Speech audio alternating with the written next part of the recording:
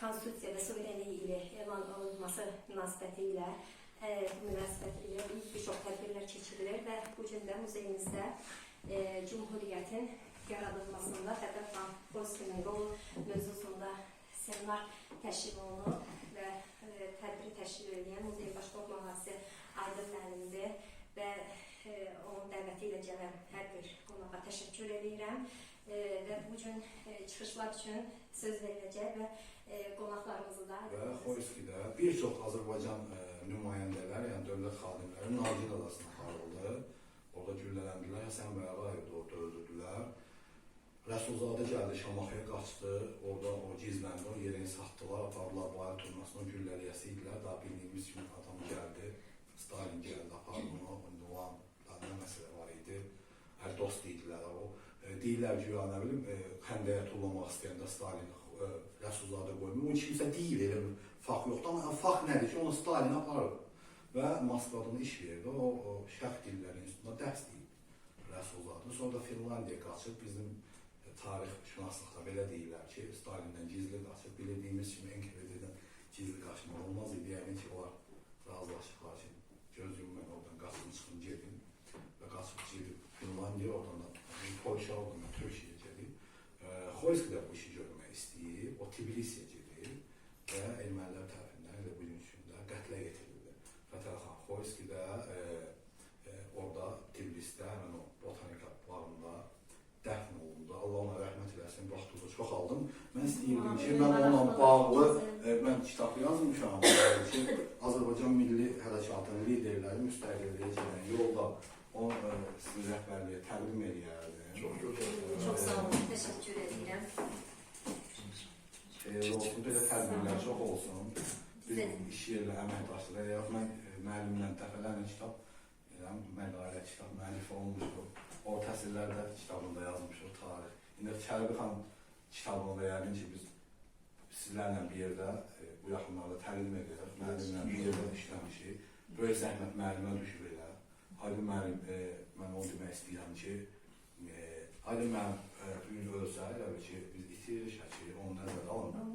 Yəni, oradan deyəm, ömür versin deyəndə, yəni, daha 50 öpübsən nə qədər qalır? İstifadə məndə beşdir, yəni istifadə eləmək lazımdır. Doğrudan belə bir şəxsdən biz bilirik də düzdür. Və mən həmişə fəxr edirəm ki, Aydın müəllim kimi, Zəminə xanım kimi insanları tanıyıram. Yəni, mən realistəm düzdür mənə ki, idarəmizdə öldürərlər, mən elmi mərkəzdə işləyirəm. Mən burada belə bir kollektiv görürəm. Zəminə xanımı dəfələrlə demişəm. Belə kollektiv görürəm. Adam hər bir yerdə işləməlidir ki, mən sizin işçi olardım olar. Mən o günlə direktorumuza demişəm ki, 2 yerdə sağlamlıq kağıdı istəmirlər və elmi bazadır, bir də kanmaxozdur. Bizdə hələ belə gözəl aura yoxdur. Nə görə? Elmi araşdırma, məsələn, bizim iş yerində Aydın müəllim kimi, Zəminə xanım kimi mənim şöbəmdə tədqiqatçı yoxdur. Mən kompliment demirəm ya da borclu yoxdur ki, nəsə deyim. Ya doğrudan deyirəm ki, daha yaxşı şəkini sevirlər deyilədir. Mən də elə deyiləm hətta, yəni nə mənada bu insanlar kimi deyim, dərin biliyə malik deyim. Ən əsası da mən şək haqqında bu insanlar qədər bilmirəm. Doğrudan bu insanların bildiyin yarısı qədər bilmirəm şək haqqında. Mənim mövzumda ayrı tərəfdir deyə. Ona görə belə bu insanlardan öyrənirəm ki, Zəminə xanımdan öyrənirəm. Hansısa siyasi yollarla eləyəm ki, Aydın müəllim daimi tanıram, deyirəm, öylədir. Belə bir şey də çox sağ olun, var olsun, sağ olun. Sizə təşəkkür edirəm, çox sağ olun. Şimdi Zəminə xanım cümləyə görə danışmalıdır. Buyurun. Çox sağ olun. Mən də hər kəsə təşəkkür edirəm, dəvət üçün minnətdaram. Cumhuriyyət haqqında danışarkən, bugün biz bir ev muzeyində toplaşmışıq. Cumhuriyyətin Azərbaycana bəxş etdiyi ən böyük uğurlardan biri də Azərbaycanın ilk rəsmi muzeyinin yaranmasıdır. Bilirsiniz, Avropada muzeylər daha öncə yaranmışdı. Azərbaycanda muzey işinin yaranması nisbətən ləng getmişdi. Təbii ki, buna səbəb də Azərbaycanın müstəmləkə olması idi. Azərbaycan ərazisində tapılan bütün artefaktlar, müxtəlif qiymətli əşyalar Moskva, Rusiya muzeylərinə daşınırdı. Baxmayaraq ki, artıq Rusiyada Ermitaş kimi muzeylər formalaşmışdır. Azərbaycanda heç bir muzey qurulmamışdır. və Azərbaycanda ilk muzeyin yaranması 1896-cı ilə təsadüf edir. Gəlin Məmməd Quluzadə Naxçıvanda Nehrəm kəndində dərs etdiyi məktəbdə ilk muzey yaratmışdır. Amma bu rəsmi muzey olaraq qəbul olunmur, çünki bu məktəb səviyyəsində kiçik bir muzey idi, tədris səviyyəsinə uyğun idi.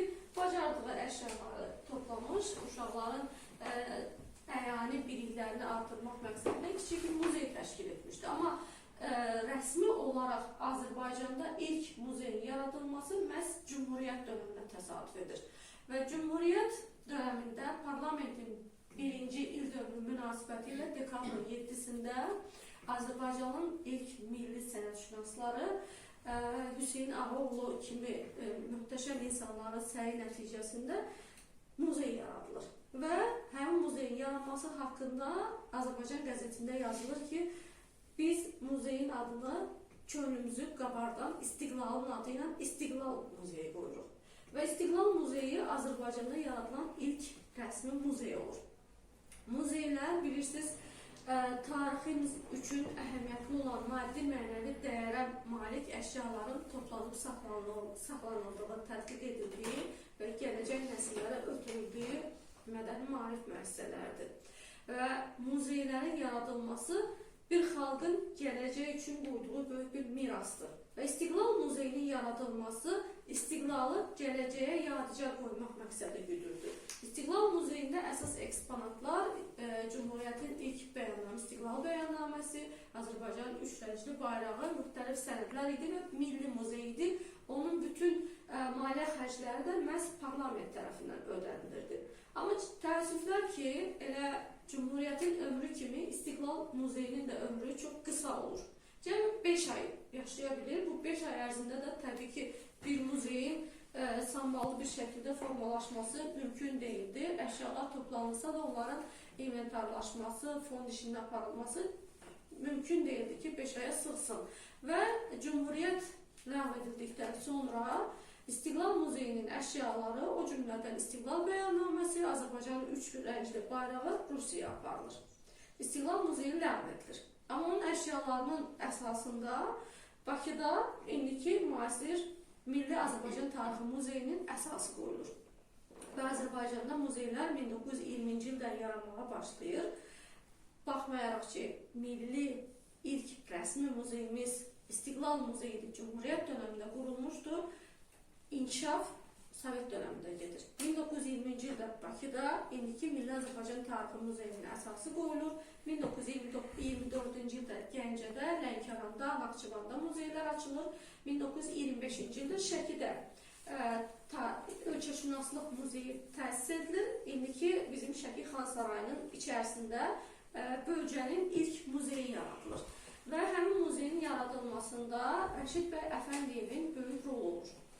Ondan sonra müxtəlif kiçik muzeylər yaranmağa başlayır. Eyni zamanda muzeylər sadəcə ölkəşünaslıq çapında çərçivələnmirdi. Eyni zamanda Kənd Təsərrüfatı Nazirliyinin kiçik muzeyi var idi, ovçuluq muzeyi var idi. Hətta biz arxiv materiallarından əldə edirik ki, Şəki Ölkəşünaslıq Muzeyinin özünə də sonradan Kənd Təsərrüfatı və ovçuluq muzeyləri birləşdirilmişdir ki, həmin o birləşmənin nəticəsində vaxtilə Şəki Tarix Diyarşünaslıq Muzeyinin tərkibində o flora-fauna cümləsi yaradılmışdı. Yəni kənd təsərrüfatı və ovçuluq muzeylərinin eksponatları bizim Tarix Diyarşünaslıq Muzeyindəki o bölmələrin yaranmasının əsasını qoymuşdur. Və daha sonra memorial muzeylər yaranmağa başlamışdı. Ölkə ərazisində yaradılan ilk memorial muzeyi, ev muzeyi Şəkidə yaradılmışdır. Ulduz xanımın rəhbərlik etdiyi Mirzə Fətəli Axundovun ev muzeyidir. Ümumiyyətlə, bütün Azərbaycanda ilk ev muzeyi olaraq məhz Şəkidə yaradılmışdır. Daha sonra muzeylərin yaradılması mərhələsi Ulu Öndərin adı ilə bağlıdır. 1969-cu ildə Ümummilli lider Heydər Əliyev hakimiyyətə gəldikdən sonra Azərbaycanda muzey işi ilə bağlı müxtəlif sərəncamlar verilir və Azərbaycanda bir sıra yeni muzeylər, eyni zamanda ev muzeyləri fəaliyyətə başlayır. Müstəqillik dövründən sonra bu iş daha da sürətlə inkişaf edir. Bugün Azərbaycanda artıq 200-dən çox muzey fəaliyyət göstərir. Və muzeylərin yaranması da davam edir. İstiqlal Muzeyi 5 ay yaşadı, dağıldı. Bayraq, bəyannamə Rusiyaya aparıldı. Amma bugün kölgəsində qürurla dayandığımız üç rəngli bayrağı ucalara qaldıran şəhidlərimizin adına yeni muzeylər yaranmaqdadır. 2020-ci ildə Cənab Prezidentin sərəncamı ilə Zəfər Muzeyi kompleksinin yaradılması haqqında sərəncam verilmişdir və bu muzey kompleksinin yaradılması 3 hissədən ibarət eksponatlar, Cumhuriyyətin ilk bəyannamə, İstiqlal bəyannaməsi, Azərbaycanın üç rəngli bayrağı, müxtəlif sənədlər idi və milli muzey idi.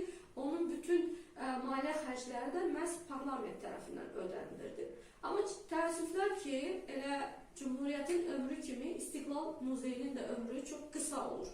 Cəmi 5 ay yaşaya bilir. Bu 5 ay ərzində də təbii ki, bir muzeyin sammalı bir şəkildə formalaşması mümkün deyildi. Əşyalar toplanırsa da onların inventarlaşması, fond işinin aparılması mümkün deyildi ki, 5 aya sığsın. Və Cumhuriyyət ləğv edildikdən sonra İstiqlal Muzeyinin əşyaları, o cümlədən İstiqlal bəyannaməsi, Azərbaycanın üç rəngli bayrağı Rusiyaya aparılır. İstiqlal Muzeyi ləğv edilir. Amma onun əşyalarının əsasında Bakıda indiki müasir Milli Azərbaycan Tarixi Muzeyinin əsası qoyulur. Və Azərbaycanda muzeylər 1920-ci ildən yaranmağa başlayır. Baxmayaraq ki, milli ilk rəsmi muzeyimiz İstiqlal Muzeyidir, Cumhuriyyət dönəmində qurulmuşdur. İnkişaf Sovet dönəmində gedir. 1920-ci ildə Bakıda indiki Milli Azərbaycan Tarixi Muzeyinin əsası qoyulur. 1924-cü ildə Gəncədə, Lənkəranda, Naxçıvanda muzeylər açılır. 1925-ci ildə Şəkidə Ölkəşünaslıq Muzeyi təsis edilir. İndiki bizim Şəki Xan Sarayının içərisində bölgənin ilk muzeyi yaradılır. Və həmin muzeyin yaradılmasında Rəşid bəy Əfəndiyevin böyük rolu olur. Ondan sonra müxtəlif kiçik muzeylər yaranmağa başlayır. Eyni zamanda muzeylər sadəcə ölkəşünaslıq çapında çərçivələnmirdi. Eyni zamanda Kənd Təsərrüfatı Nazirliyinin kiçik muzeyi var idi, Ovçuluq muzeyi var idi. Hətta biz arxiv materiallarından əldə edirik ki, Şəki Ölkəşünaslıq Muzeyinin özünə də sonradan Kənd Təsərrüfatı və Ovçuluq muzeyləri birləşdirilmişdir ki, həmin o birləşmənin nəticəsində vaxtı ilə Şəki Tarix Diyarşünaslıq Muzeyinin tərkibində o flora-fauna cürşəsi yaradılmışdı. Yəni o kənd təsərrüfatı və ovçuluq muzeylərinin eksponatları bizim Tarix Diyarşünaslıq Muzeyindəki o bölmələrin yaranmasının əsasını qoymuşdur. Və daha sonra memorial muzeylər yaranmağa başlamışdı. Ölkə ərazisində yaradılan ilk memorial muzeyi, ev muzeyi Şəkidə yaradılmışdı. Ulduz xanımın rəhbərlik etdiyi Mirzə Fətəli Axundovun ev muzeyidir. Ümumiyyətlə bütün Azərbaycanda ilk ev muzeyi olaraq məhz Şəkidə yaradılmışdır. Daha sonra muzeylərin yaradılması mərhələsi Ulu Öndərin adı ilə bağlıdır. 1969-cu ildə Ümummilli lider Heydər Əliyev hakimiyyətə gəldikdən sonra Azərbaycanda muzey işi ilə bağlı müxtəlif sərəncamlar verilir və Azərbaycanda bir sıra yeni muzeylər, eyni zamanda ev muzeyləri fəaliyyətə başlayır. Müstəqillik dövründən sonra bu iş daha da sürətlə inkişaf edir. Bugün Azərbaycanda artıq 200-dən çox muzey fəaliyyət göstərir və muzeylərin yaranması da davam edir. İstiqlal Muzeyi 5 ay yaşadı, dağıldı. Bayraq, bəyannamə Rusiyaya aparıldı. Amma bugün kölgəsində qürurla dayandığımız üç rəngli bayrağı ucalara qaldıran şəhidlərimizin adına yeni muzeylər yaranmaqdadır. 2020-ci ildə Cənab Prezidentin sərəncamı ilə Zəfər Muzeyi kompleksinin yaradılması haqqında sərəncam verilmişdir və bu muzey kompleksinin yaradılması 3 hissədən ibarətdir. Hərbi Qənimətlər Parkı, artıq yəqin ki, onun haqqında məlumatınız var ki, artıq yaradılıb. Zəfər Parkı 44 tağdan ibarət, bir də Zəfər Muzeyi. Zəfər Muzeyi üzərində hələ yekunlaşma işləri aparılır.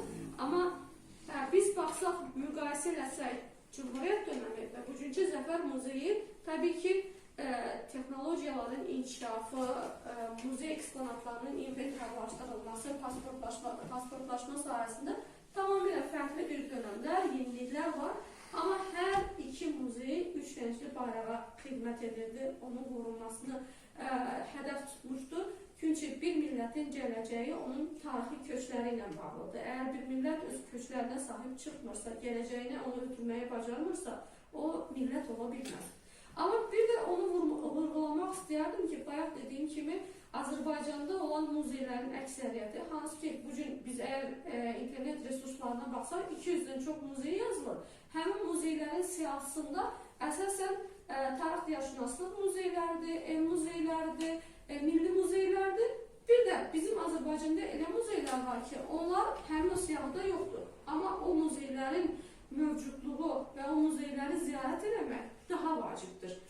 Misal üçün, Milli Təhlükəsizlik Nazirliyinin tərkibində bir muzey fəaliyyət göstərir. Həmin muzeyin içərisində Azərbaycan Milli Təhlükəsizliyi Nazirliyi istər Cumhuriyyət dönəmi, istər Sovet dönəmi, istər müasir dönəmdə görülən işlər sahəsindəki müxtəlif faktlar öz əksini tapmışdır. Yəni, Ulu Öndərin KGB-də işlədiyi dönəmlərə aid faktlar həmin o Milli Təhlükəsizlik Nazirliyi muzeyinin öz əksini tapıb və ən maraqlı muzeylərdən biri də Dövlət Sərhəd Xidmətinin zirzəmisində yerləşən Siyasi Repressiya Qurbanları Muzeyidir. Siyasi Repressiya Qurbanları Muzeyi də müstəqillikdən sonra yaradılmışdır.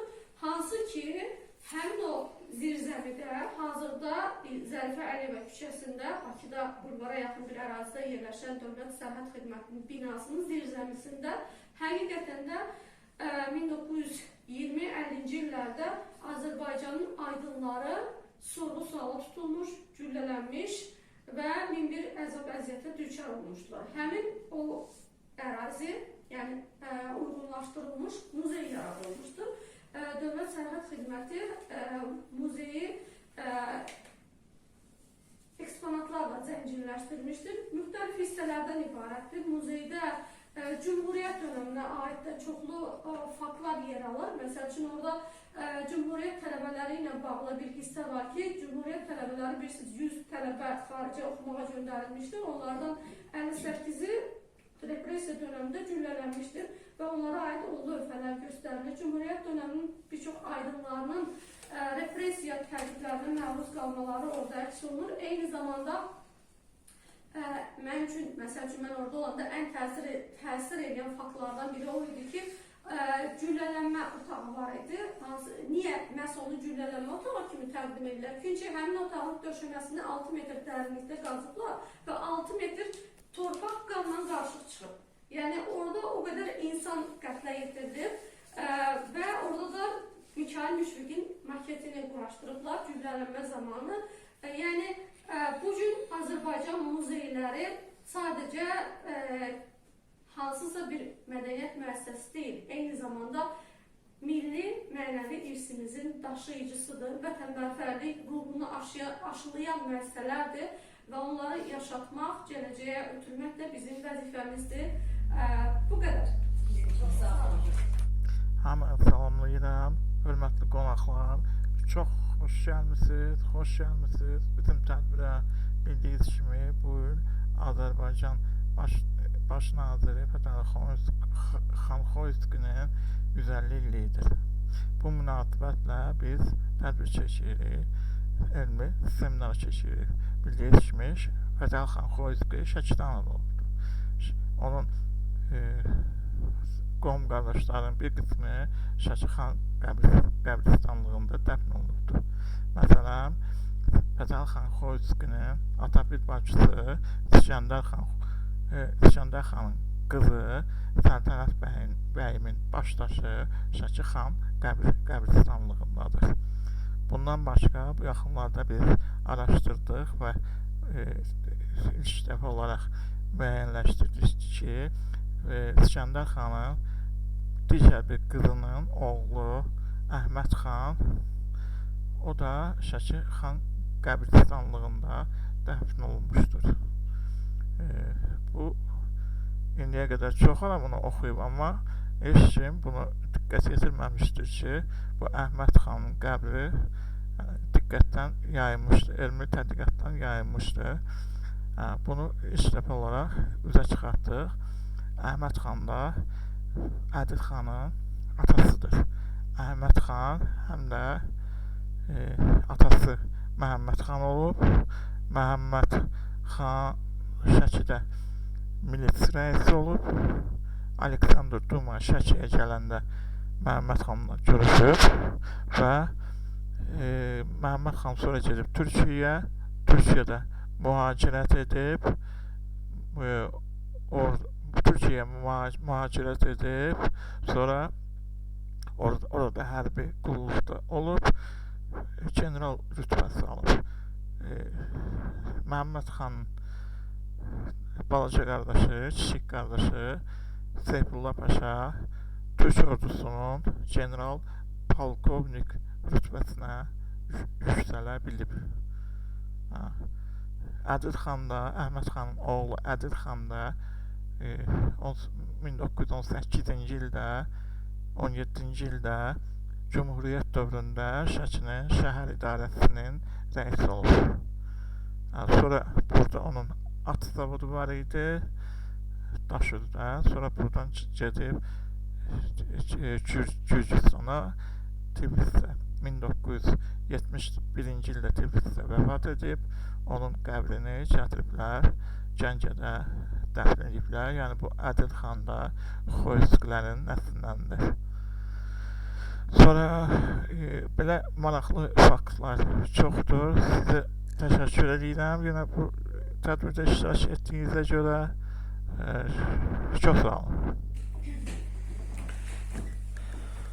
Cumhuriyyətin qurulmasında Fətəli xan Xoyskinin rolu mövzusunda keçirilən seminarda çıxışına görə tarix üzrə fəlsəfə doktoru Rahim Həsənova təqdim olunur.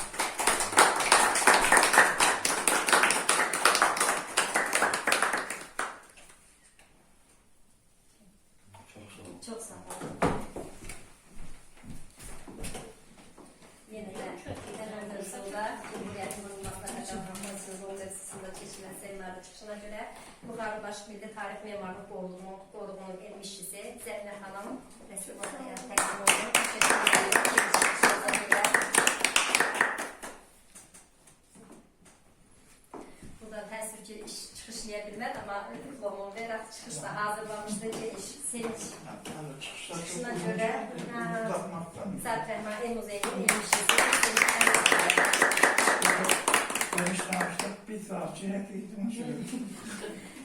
İkinci gündə hazırlaşırdı, təəssüf bilmədi çıxışını.